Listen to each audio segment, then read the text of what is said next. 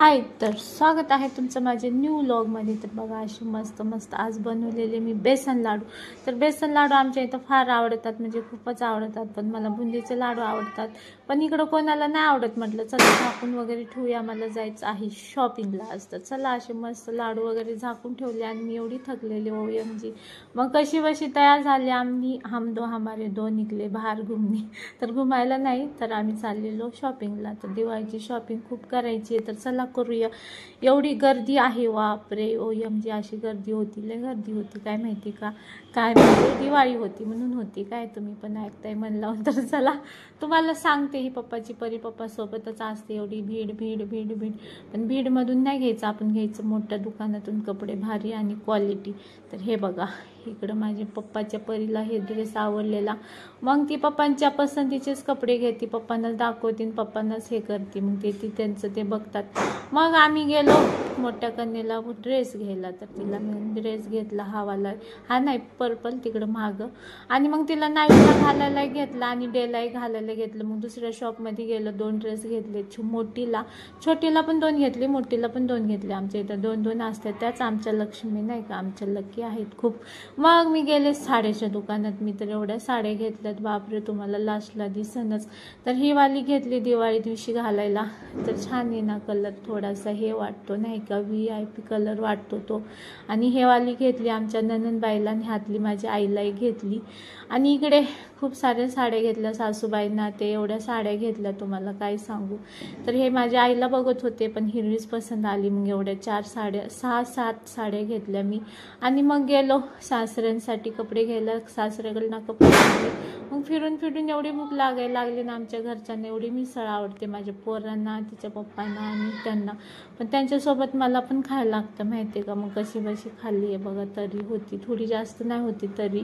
मग आहोंना गेलो कपडे घ्यायला, आहोंना आणि माझ्या भावाला, मग भावाला आणि आहोंना ड्रेस घेतला, कारण की माझा भाऊ सध्या थोडा आजारी असतो। आणि इकडं माझ्या कन्येला भूक लागली, तिला शूज पाहिजे होते, तर म्हणत होती मम्मा मला शूज तिला पाहिजे। हे बघा कुठं जाऊन बसले माझा गणपती।